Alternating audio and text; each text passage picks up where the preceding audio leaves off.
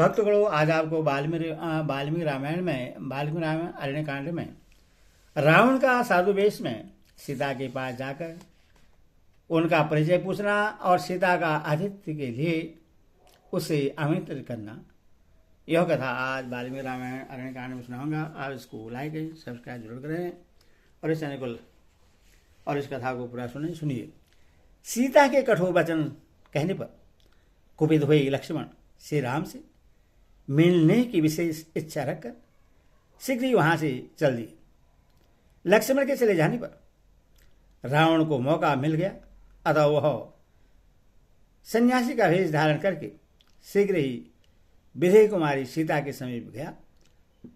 वह शरीर पर साफ सुथरा गेरुए रंग का वस्त्र लपेटे हुए था।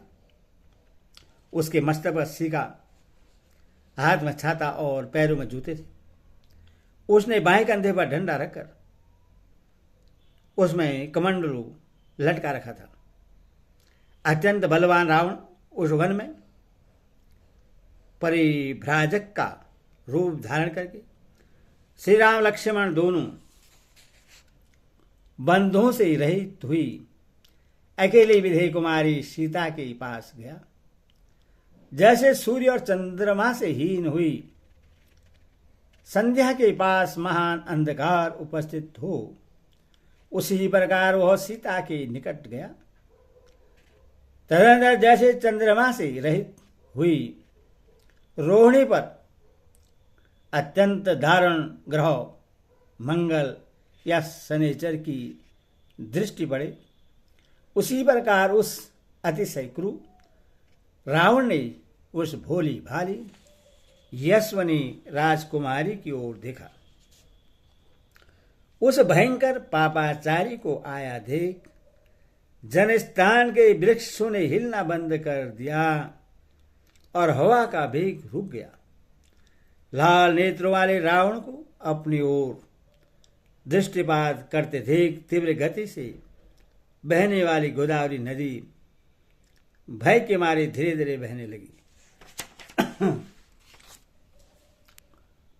राक्षस से बदला लेने का अवसर ढूंढने वाला दसमुख रावण उस समय भिक्षु रूप से विधेय कुमारी सीता के पास पहुंचा। उस समय विधेय राजकुमारी सीता अपने पति के लिए शोक और चिंता में डूबी हुई थी। उसी अवस्था में अभय रावण भव्य रूप धारण करके उनके सामने उपस्थित हुआ, मानो शनिचर ग्रह चित्रा के समान जा पहुंचा हो।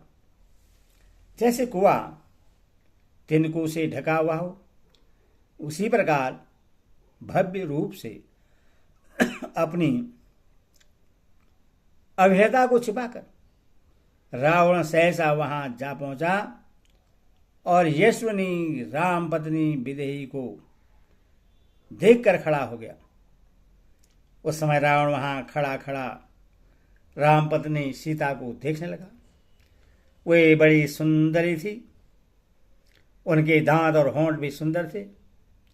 मुख पूर्ण चंद्रमा की शोभा को छीने रहता था।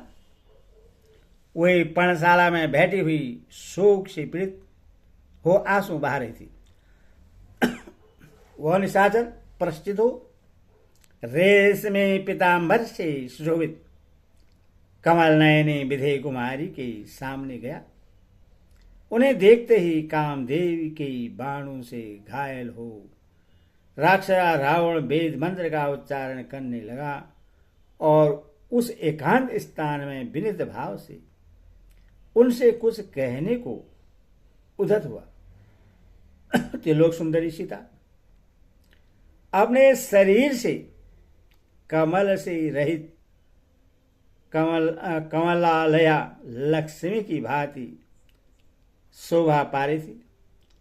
रावण उनकी प्रशंसा करता हुआ बोला, उत्तम स्वर्ण की सी कांति वाली तथा रेशमी पीतांबर धारण करने वाली सुंदरी, तुम कौन हो? तुम्हारे मुख, नेत्र, हाथ और पैर कमलों के समान है, अतः तुम पत्नी पुष्करिणी की भांति कमलों की सुंदर सी माला धारण करती हो। शोभा ने तुम श्री हिम कीर्ति शुभ स्वरूपा लक्ष्मी अथवा अप्सरा तो नहीं हो, अथवा वरारोहे तुम भूति या स्वच्छापूर्वक विहार करने वाली कामदेव की पत्नी रति तो नहीं हो। तुम्हारे दांत बराबर हैं, उनके अग्रभाग कुंद की कलियों के समान शोभा पाते हैं। वे सब के सब चिकने और सफेद हैं।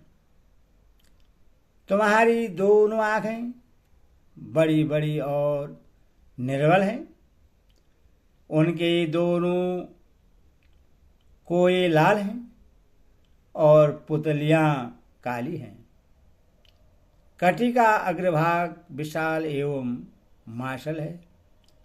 दोनों जांघें हाथी की सूंड के समान शोभा पाती हैं। तुम्हारे दोनों स्तन पुष्ट गोलाकार परस्पर सटे हुए, प्रगल्भ मोटे उठे हुए मुख वाले, कमलनीय चिकने ताड़फल के समान आकार वाले, परम सुंदर और श्रेष्ठ मणिमय आभूषणों से विभूषित हैं।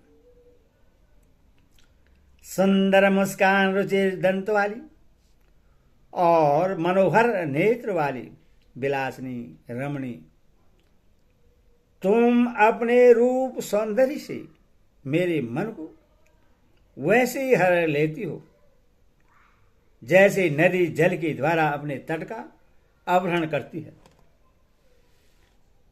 तुम्हारी कमर इतनी पतली है कि मुट्ठी में आ जाए। केश चिकने और मनोहर हैं।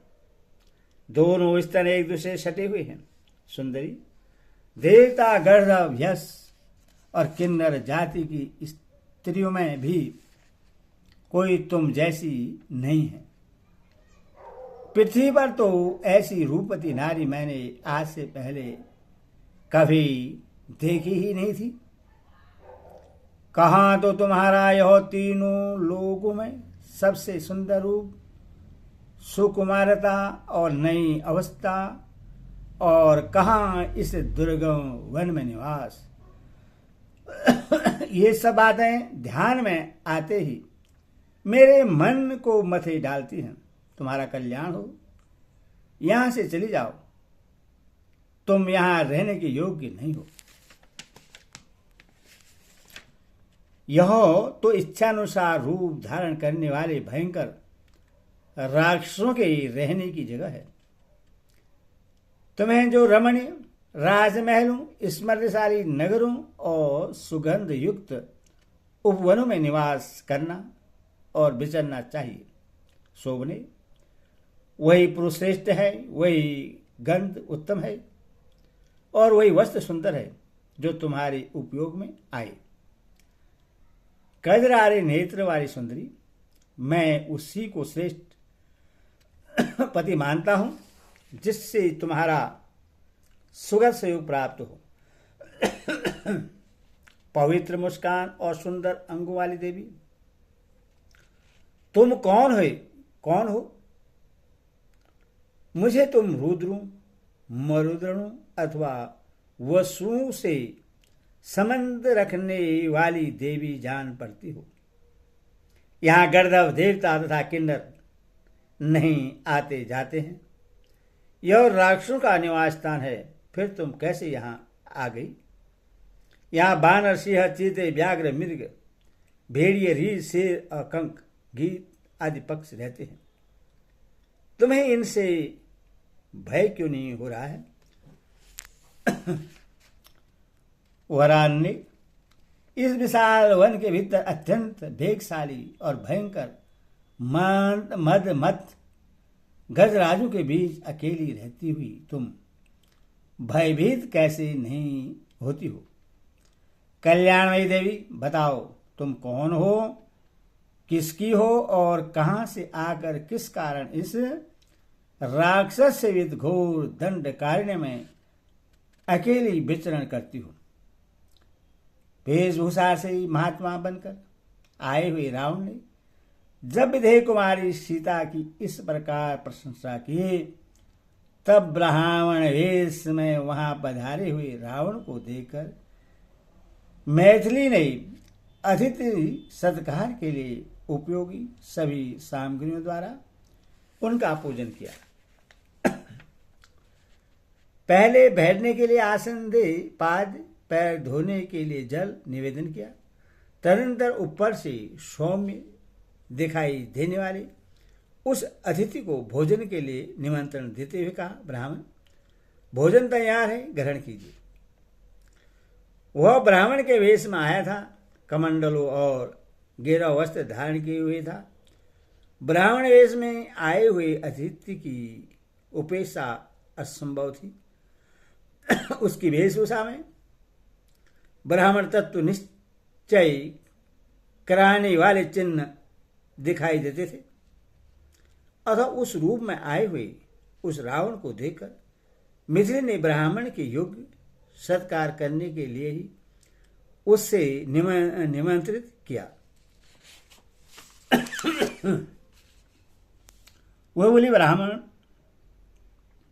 यह चटाई है, इस पर इच्छानुसार बैठ जाइए। यह पैर धोने के लिए जल है, इसे ग्रहण कीजिए। और यह वन में ही उत्पन्न हुआ उत्तम फल मूल आपके लिए ही तैयार करके रखा गया है। यहाँ शांत भाव से उसका उपभोग कीजिए। अतिथि के लिए सब कुछ तैयार है। ऐसा कहकर सीता ने जब उससे भोजन के लिए निमंत्रित किया, तब रावण ने सर्व संपन्नम कहने वाली राज रानी मिथिली की ओर देखा और अपने ही वध के लिए उनसे हठपूर्वक सीता का हरण करने के निमित्त मन में दृढ़ निश्चय कर लिया। तदंतर सीता शिकार खेलने के लिए गए हुए लक्ष्मण सहित अपने सुंदर वेशधारी पति श्री रामचंद्र जी की प्रतीक्षा करने लगी। उन्होंने चारों ओर दृष्टि दौड़ाई, किंतु उन्हें सब हरा भरा विशाल वन ही दिखाई दिया। श्री राम लक्ष्मण नहीं दिख पड़े।